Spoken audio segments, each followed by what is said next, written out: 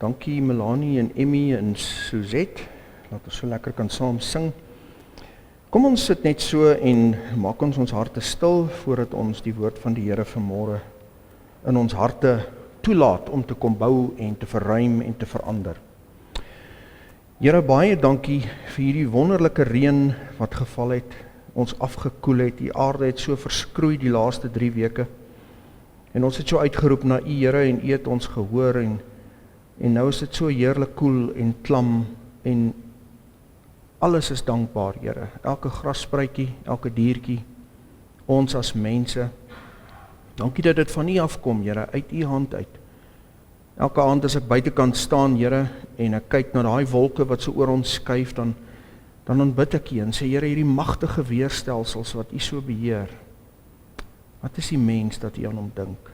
Die mensekind, Here, dat U hom besoek. Dankie dat U vanmôre hier in ons midde is, in U grootheid, deur U Heilige Gees. Ons wil laag voor U buig, Here.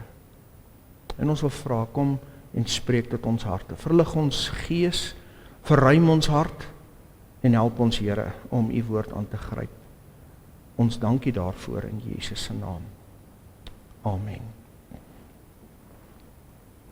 Vriende, verlede week het ons stilgestaan in Micha hoofstuk 1, en ons het gekyk na die ongeneeslike wonde van God se volk. En dat God hulle wel sal genees, wanneer hulle eendag die Here Jesus sal erken as hulle Messias, wanneer hy sy voet op die Olyfberg neersit. Maar ons het vir onsself gesê, en vir die mense in ons dag gesê, ons kan nou van ons wonde genees word. Want die Here Jesus het gesterf, en deur sy wonde het daar vir ons genesing gekom, en my uitnodiging verlede week was, laat ons dit aangryp, terwyl ons in die tyd van genade is. Vandag gaan ons voort na hoofstuk 2. Hoofstuk 2 is 'n voortsetting van die aanklag van God teen die volk as gevolg van hulle sonde. Hoofstuk 1 het die eerste kliptafel van die 10 gebooie hanteer, hulle sonde teen God. Hoofstuk 2 en 3 handel oor die tweede kliptafel, hulle sonde teen hulle medemens. David Guzik gee aan hierdie hoofstuk die tema God's Sinful People. In die King James is die opskrif Woe to the Oppressors, wee die onderdrukkers. In ons Afrikaanse Bybels is hoofstuk 2 'n voortsetting van hoofstuk 1, daar's nie 'n spesifieke opskrif nie. En ons tema vanmôre is die lokval van gierigheid. Die lokval van gierigheid. Daar's 3 duidelike boodskappe of fokuspunte in hierdie hoofstuk wat in mekaar geweef is, hulle volg nie noodwendig in volgorde nie. In die eerste plek hulle oortreding, in die tweede plek wat God gaan doen, en in die derde plek beloftes vir die wat getrou bly. Ons gaan nie soos gewoonlik hierdie hoofstuk vers vir vers deurwerk nie, maar ons sal dit tema vir tema vat. Elke fokusgedeelte wat Micha in hierdie hoofstuk het, sal ons na kyk. En Micha begin om die volk se oortreding teen hulle medemens uit te lig, teen hulle mede-volksgenote, nie vreemdeling nie, hulle eie mense. En die eerste 2 sondes waarop hy klem lê, is hulle gierigheid en wat outomaties daaruit voortvloei, die onderdrukking van hulle naaste, hulle mede-volksgenote, om nie eens te praat oor wat hulle aan vreemdes gedoen het nie. Die tweede sonde was hulle veragting van God se ware profete, maar dit word ook in hoofstuk 3 behandel, so ons gaan eerder volgende week daarna kyk, so ons sal nie na daai gedeelte van Micha 2 kyk nie. Ek wil vanmôre net stil staan by die tema, die lokval van gierigheid. Blaai saam met my na Micha en hoofstuk 2, ons gaan die eerste 2 verse saam lees, en dan kyk ons, wat sê Micha vir die volk van die Here. Kom ons lees net vers 1 en 2. Wee die wat onreg uitdink en kwaad smee op hulle bedde. By die môre lig voer hulle dit uit, want dit is in die mag van hulle hand. Ja, hulle begeer velde en roof dit, ook huise en neem dit. So pleeg hulle dan geweld teenoor die man en sy huis, teenoor die mens en sy erfdeel. Van die mense van God se volk het gedoen wat mense tot vandag toe doen. Hulle wou die heeltyd meer en meer hê. Die moderne mens noem dit ambisie, gesonde vooruitgang. Maar die woord van die Here noem dit gierigheid.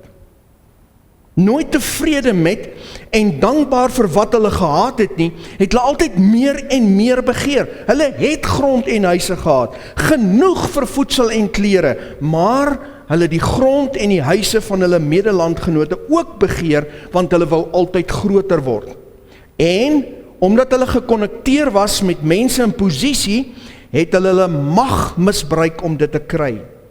Hulle die reg verdraai om hulle begeertes te versadig. Die tweede deel van vers 1 sinspeel daarop dat hulle die korrupte howe gebruik het tot hulle voordeel. In die antieke ooste het howe gewoonlik geopen met die eerste sonstrale wat deurkom. Die gedagte was dat dit is 'n aanduiding van die onreg wat verdwyn voor die reg, soos wat die duisternis verdwyn voor die strale van die son. Hierdie was egter alles behalwe wat in werklikheid gebeur het. Daar was geen seëviering van die reg nie. Miskien bedoel Micha in vers 1, julle lê die hele nag en sondige planne maak, en met die eerste ligstrale is julle by die howe en by die korrupte regters om dit uit te voer. Altyd begeerig na meer en meer. Hulle het dit wat aan ander behoort het, dikwels met korruptheid en met geweld bekom. En hulle het dit gedoen met behulp van die stelsel. Vriende, hier is dieselfde vieslike sonde wat ons sien by koning Agab, wanneer hy die wingerd van Nabot begeer, en by koning Dawid, wanneer hy die vrou van Uria begeer. En soos Agab wat vir Nabot vermoor het om sy wingerd te kon kry, en soos koning Dawid vir Uria, een van sy eie offisiere, vermoor het om sy vrou te kry, so het baie mense in God se volk hulle medemense onderdruk en te nagekom, sodat hulle meer en meer vir hulle self kan inpalm. Hulle het geweld gepleeg teen 'n man en teen sy huis. Hulle het selfs mense beroof van dit wat aan hulle behoort het deur erfreg en erflating. Presies hoe hulle dit gedoen het, sê Micha nie vir ons in detail nie. Maar in hulle verdorwenheid het hulle niemand ontsien nie. Hulle het nie mense ontsien wat net in vrede wou aangaan met hulle lewens nie, vers 8, kom ons lees dit saam, maar reeds vroeër het my volk vyandig opgetree. Julle pluk die mantel af, weg van die kleed van die wat in gerustheid verbygaan en afkeurig is van oorlog. Mense wat nie konflik soek nie, mense wat niks met hulle uit te waai het nie, hulle pluk die mantel af van hulle af en hulle vat wat nie aan hulle behoort nie. Hulle het ook nie eers vroue en kinders ontsien nie, vers 9, die vroue van my volk verdryf julle uit die huis wat hulle lief het en hulle kinders neem en van hulle kinders neem julle my sieraad weg in ewigheid. Hulle het mense beroof van hulle huise, hulle mantels. Hoe hulle dit gedoen het, verstaan ons nie, want Micha sê nie vir ons nie, maar dit het gebeur. Vriende, God het nie verniet hierdie gebod op die kliptafels gesit by Sinai, die 10de gebod nie. Eksodus 20 vers 17. Jy mag nie jou naaste se huis begeer nie. Jy mag nie jou naaste se vrou begeer nie. Ook nie sy diensneg of sy diensmaagd, of sy os, of sy esel, of iets wat van jou naaste is nie. Dit is nie 'n voorstel nie, dit is 'n gebod. Gierigheid. Ek wil hê wat jy het. Ek wil meer as jy hê. Hierdie sonde van gierigheid verskuil homself in 'n kleed van ambisie. En dit teer op ons sondige natuur en dit teer veral op 'n leë binnekant, 'n gat in die hart. En vriende, dit kan groei tot monsteragtige proporsies in 'n baie kort tyd. Koning Dawid het in 'n baie kort tyd beweeg van begeer na oorspel na moord. Was 'n paar weke. Dit was nie 33 jaar nie. Iemand het eendag gesê, hoe meer leeg ons is aan die binnekant, hoe meer omring ons onsself met goed aan die buitekant. Min het verander oor die jare wat die natuur van die mens aanbetref. Die wêreld en sy mense is nog steeds net so begeerig soos in Micha se tyd. Dit is hoe die wêreld werk en dit is wat 'n mens kan verwag van 'n ongeredde persoon. Hierdie wêreld en sy voordele en sy koninkryke en sy stelsels en sy plesier is al wat die sondaar het. Wat egter vir Micha so sleg was die feit dat dit onder God se mense posgevat het. Sy eie mense, vir wie God oor die jare meer as genoeg voorsien het. Maar hulle wou meer hê. En dit is tot vandag toe so. En hierdie ding het ingekom in die moderne kerk, selfs onder God se mense. Die voorspoedspredikers slaan munt uit hierdie swakheid en sonde van die mens, hierdie leegheid wat binne in mense se harte is. En nou word gierigheid toegedraai in die moderne kerke deur die voorspoedspredikers in 'n geestelike baadjie. Dit word verkoop as die seën van die Here. God se stempel van goedkeuring op jou lewe, 'n bewys daarvan dat jou geloof sterk is en jy guns by God het. Die gevolge is ongelooflik skadelik geestelik. Sogenaamde kinders van die Here wat net nooit genoeg kry nie.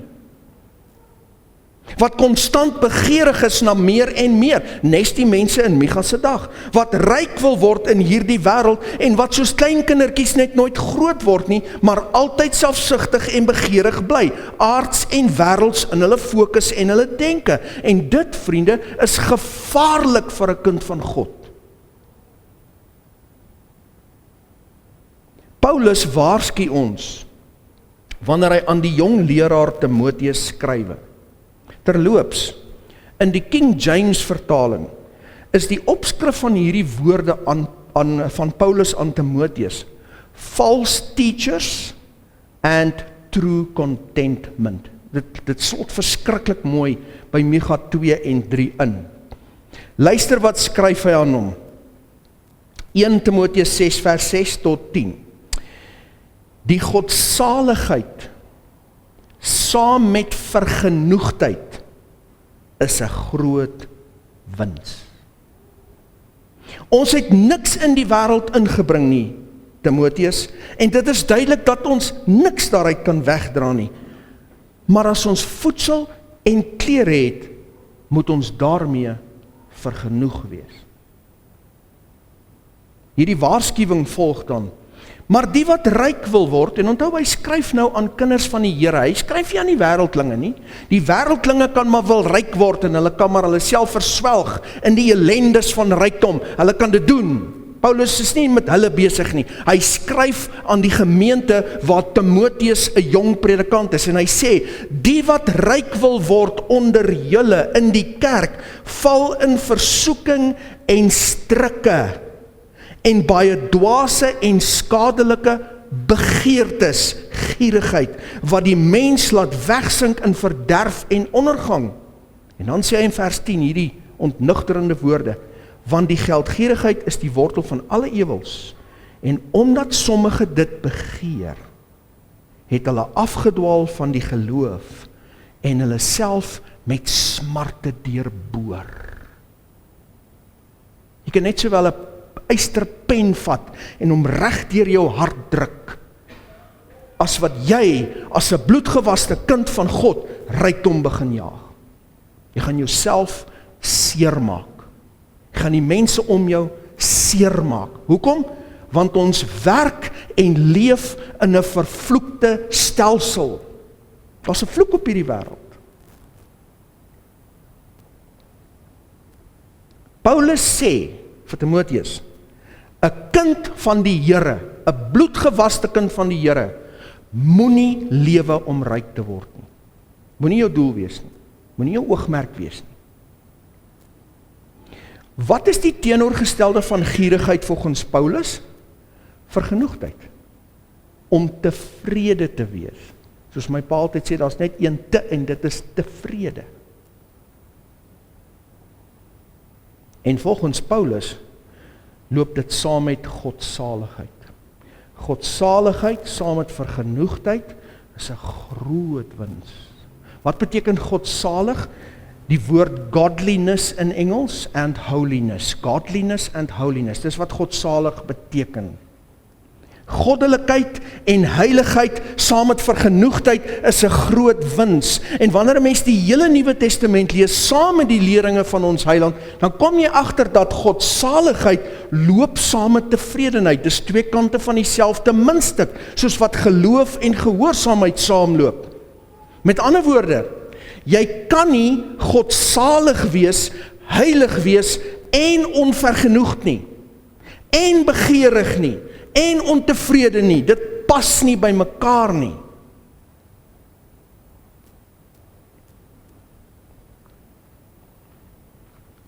Kom ons stel dit in meer eenvoudige taal. En hierdie is nou net van toepassing op mense wat sê, ek is 'n geredde persoon, ek is wedergebore, ek is 'n disipel van die Here Jesus en ek wil hom volg. Mense wat sê dat hulle 'n wedergeboorte getuienis het. Ek is wedergebore. Wanneer jou en my, en hier is net 'n praktiese voorbeeld, dis hoe dit prakties uitwerk in die regte lewe. Wanneer jou en my verhouding met God reg en gesond is, en ons harte is vervul met die Heilige Gees en met sy volheid, dan volg tevredenheid en vervulling van self. Met ander woorde, vergenoegdheid. Maar, wanneer ek geestelik nie op die regte plek is nie, wanneer ek nie groei in my wandel met God en vervul met die Heilige Gees lewe nie, wanneer ek nie na heiligmaking soek nie, word ek weer begeerig en soekend en honger en leeg. En dan begin ek weer soek en jaag na dit wat hier die wêreld aanbied. Ons sien dit so duidelik, as jy in die bediening staan, sien jy dit oor die jare in jou wandel met mense. Terwyl mense God volg en die Here Jesus liefhet en vervul is met die Heilige Gees, dan verplaas die fokus van hulle lewens vanaf goeders na mense. Hulle mede-pelgrims, die mense om hulle, die verlore wêreld, die mense wat nog in sonde is. Daar's 'n las vir sonde. Daar's 'n liefde en 'n fokus op die koninkryk van die Here, 'n begeerte om te groei geestelik. Dit kan nie anders wees nie. Maar die oomblik as hulle begin geestelik veragter en verkoel in hulle verhouding met God, dan sien 'n mens duidelik hoe die fokus weer verskuif na die vleeslike dinge. Nuwe speelgoed, meer plesier, groter en beter, my begeertes, en dan volg die onvermydelike. Hulle begin onttrek van die kinders van die Here en meer tyd word gespandeer om die speelgoed te geniet en 'n goeie tyd te hê. Maar ek sien dit oor en oor in mense se lewens oor die jare. En uiteindelik sluk die begeertes en die grootsheid van hierdie wêreld hulle weer in, en hulle word vir die koninkryk van God onbeskikbaar. Dit is 'n waarneembare patroon. Kan ek jou daarom vanmôre vra, as jy sê dat jy 'n bloedgewaste kind van God is en vervul is met die Heilige Gees, is daar 'n herkenbare en sigbare vergenoegdheid in jou hart, of is jy nog konstant begeerig na meer en groter en beter en nuwer en mooier? En indien dit so is dat jou hart verteer word deur begeertes, dan moet jy ondersoek instel na jou verhouding met God. Waar staan jy geestelik? Waar staan jy ten opsigte van heiligmaking? Want vriende, gierigheid is 'n simptoom. Dis 'n simptoom van geestelike siekte. 'n Leë binnekant, 'n leë hart, en 'n wedergebore persoon vervul met die Heilige Gees kan nie 'n leë hart hê nie. Dis onmoontlik. Ons is dan vervul met die Heilige Gees, sy volheid, sy vreugde. En dan vind ons vreugde in die dinge van God en nie in die dinge van hierdie wêreld nie. Ons soek nie na groter en beter speelgoed nie. Ons soek nie na groter en beter vir onsself nie. Ons bevredig nie meer die vlees nie. 'n bloedgewaste, geesvervulde kind van God kan nie 'n gierige mens wees nie. Dis onmoontlik. Gierigheid kan nie saam met die Heilige Gees in 'n hart woon nie.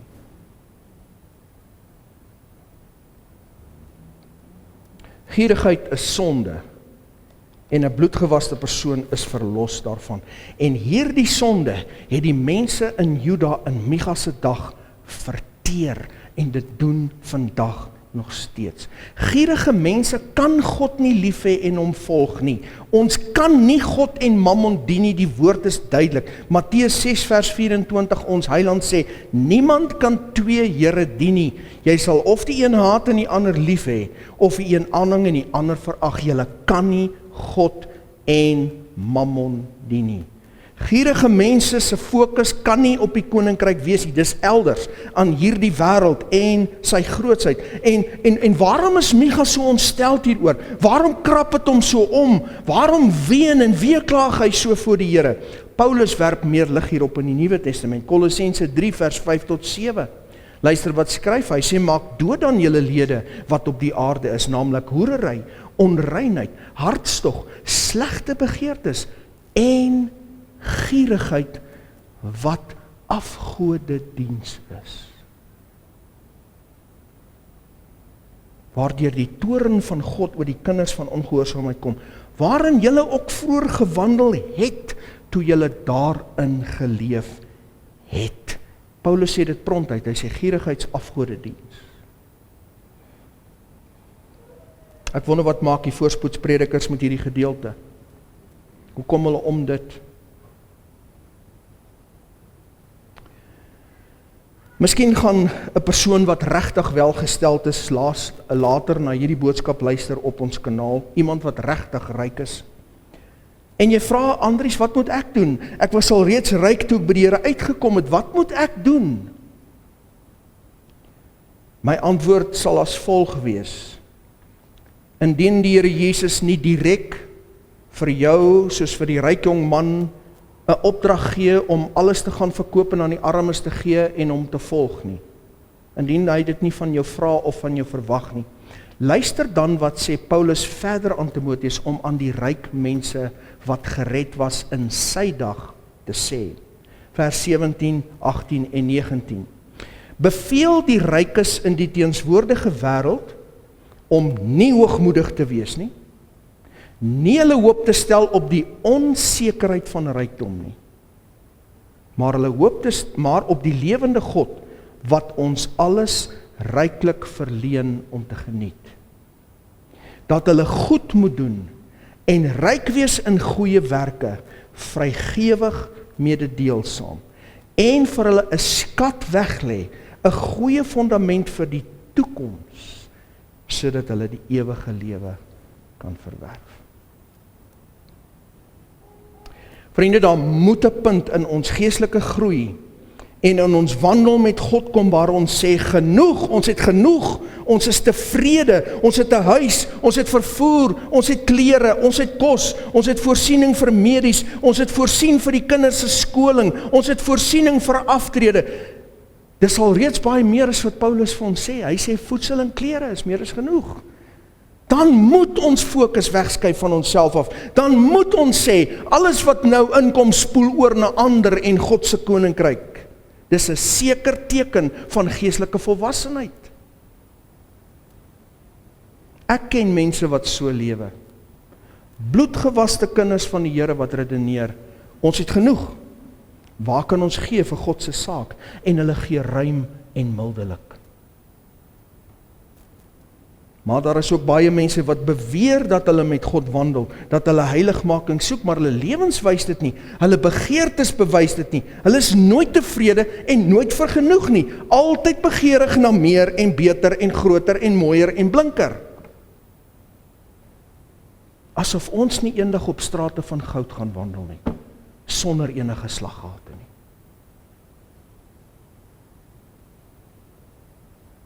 Ons kan nie net meer en meer vir onsself toeëien nie. Dit word 'n monster wat jou en my en die mense om ons verteer, en dit hoort nie by God se mense nie.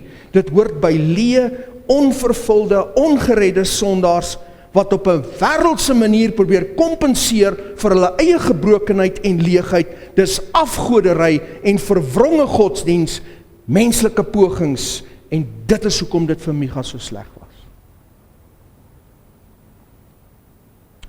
Die uitdaging is dat ons in hierdie wêreld en in sy stelsels lewe. En hierdie wêreld is gek oor 'n gierige verbruiker. wat nooit tevrede is nie. Toe ek my kar gekoop het in 2016, my en ander se kar, die ou wit Benz wat ons nou al amper 10 jaar ry. 3 jaar na ek hom gekoop het, bel die verkoopsman my, hy sê vir my, wat verkoop ek aan jou? Ek sê, hierdie een is nog nie eers klaar betaal nie. Hy sê, ons ruil hulle in voor hulle klaar betaal is, hoor. Die wêreld is gek oor iemand wat nooit tevrede is nie. Die sisteem is gerad om te teer op die wat nooit tevrede is nie. En die advertensies se boodskappe is mos altyd dieselfde. Jy's agter, jy skiet tekort, jy mis uit, die ander kyk neer op jou, shame. Dit teer op hierdie begeerige deel van die sondige mens, en dit is oorweldigend, so ontwerp om oorweldigend te wees, en dan staan die banke gereed om jou begeertes te finansier. En dikwels word daar op mense getrap om begeertes te bevredig, net soos in die dae van Micha. En luister vriende, verstaan my mooi, ons praat nie hier van normale behoeftes nie. Geen probleem as jy 'n groter huis koop omdat die kinders meer word nie. Geen probleem om 'n nuwe motor te koop wanneer die ou een op sy laaste bene is nie. Geen probleem as jy in 'n besigheidsstruktuur is en jy koop 'n nuwe motor vir 'n belastingstrategie nie. Ek praat nie daarvan nie. Ons praat hierso, soos Micha, van 'n konstante ontevredenheid. As dit is wat jy in jou hart beleef, is daar geestelik fout. Hierdie was die sondes van God se mense, en hierdie is 'n baie algemene sonde tot in ons dag. Wat sê Micha dan volgende, die tweede saak, hy het nou hulle sonde hanteer. Nou sê hy, wat gaan God doen? Vers 3 tot by vers 5, God sê, ek gaan julle verneder. Daarom so sê die Here, kyk, ek bedink onheil teer hierdie geslag, waar julle nekke nie sal kan uittrek nie, en waarby julle nie regop sal kan loop nie, want dit sal 'n tyd van onheil wees. In die dag sal hulle 'n spotlied oor julle aanhef en 'n klaaglied sing. Dit is gedaan, sal hulle sê. Ons is heeltemal verwoes. Die eiendom van my volk laat hy van besitter verander. Hy neem dit van my af. Aan die afvalliges deel hy ons velde uit. Daarom sal daar vir jou niemand wees wat die meetsnoer werp in 'n erfdeel in die vergadering van die Here nie. Sê jy wil ander mense se goed vat, jy wil begeer, jy is heeltyd ontevrede, dan sal ek julle verneder. Dan sal ek van julle wegvat, al hierdie dinge wat julle so begeer. Maar, soos met die skrywe van die meeste profete, is daar aan die einde van hierdie hoofstuk weer die pragtigste beloftes. Beloftes van terugkeer en herstel uit Babylon vir die wat getrou bly aan God, vers 12 en 13. Gewis sal ek jou geheel en al versamel, o Jakob. Gewis sal ek vergader die oorblysel van Israel, almal by mekaar bring soos skape in 'n kraal, soos 'n kudde in sy weiveld, en dit sal dreun van mense. Vers 13 sê, die deurbreker sal optrek voor hulle uit. Hulle sal deurbreek en deur die poort intrek en daardeur uittrek, en hulle koning sal voor hulle uitgaan, en die Here heeltemal vooraan. Die deurbreker is niemand anders as ons Here Jesus self nie. Hy sou hulle weer teruglei na Jerusalem.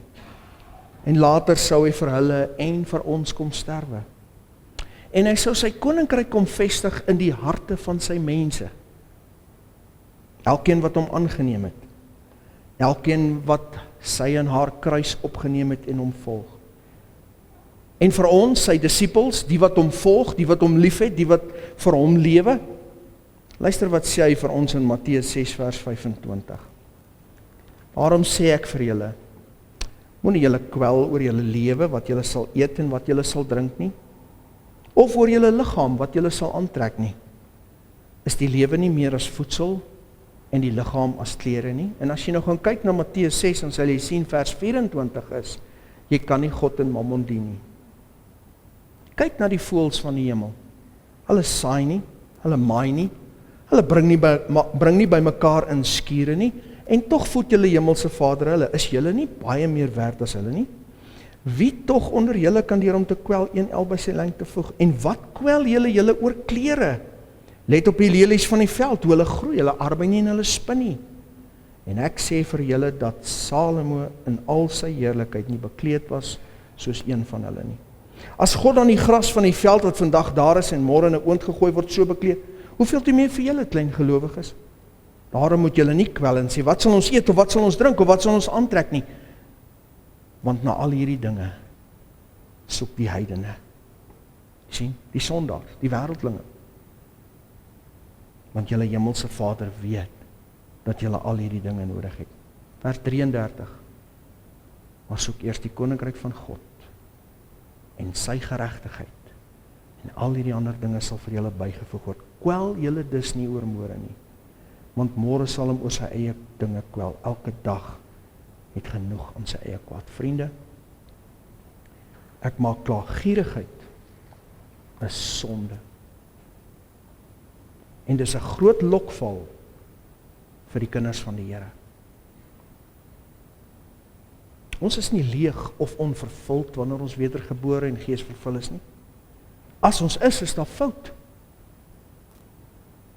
Ons hoef nie ons gebrokenheid beter te maak deur vleeslike begeertes te vervul en al hoe mooier en beter en ander mense trap om bo uit te kom nie.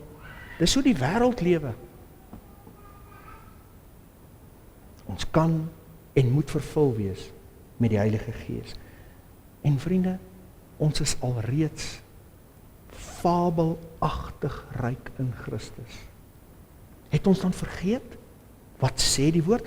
Ek en jy, as ons bloedgewaste kinders van die Here is mede-erfgename van die Here Jesus. Ons is ook in die testament. En hy erf alles. Hy erf alles. En ons erf alles saam met hom. Strate van deurskynende goud. 'n Stad waarvan die poorte uit parels gemaak is en die fondamente uit edelgesteentes. Hoekom sal ek en jy jaag vir die blink goedjies van hierdie wêreld? Wat vervloek is en breek en gesteel word en afbrand. Ja, ons moet ons lewens leef. Maar ons probeer nie ons harte vul daarmee nie.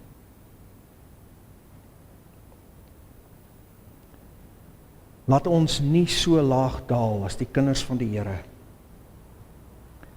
om ons harte met afgoderry te probeer vul nie. Dit was vir Micha so sleg.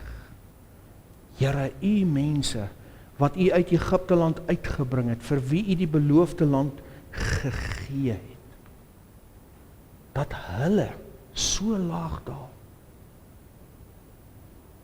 Laat ons soek na die vervulling met die Heilige Gees. Laat ons meer van die koninkryk van God begeer. Ons het vanmôre daardie lied gesing. Al wat ek begeer is Jesus. Is dit waar? Of sing ons dit net? Of kan ons regtig sê, al waarvan ek meer wil hê, is hy. Die res is net konteks. Die res is wat ek doen vir my lewensonderhoud. Maar al wat ek begeer, is hy. Kom ons bid saam.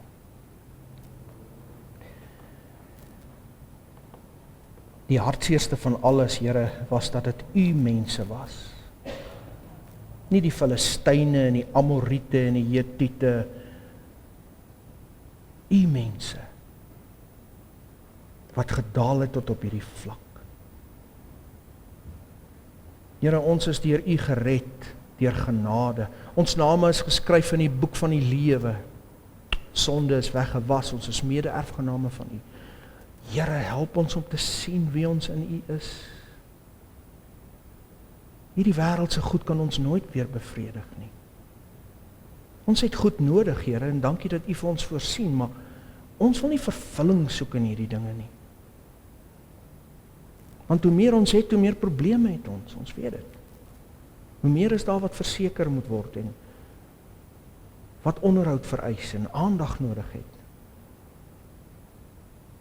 Here, help ons dat ons wandel met U so suiwer sal word, dat ons met ons hele hart kan sê en kan sing, al wat ek begeer is Jesus.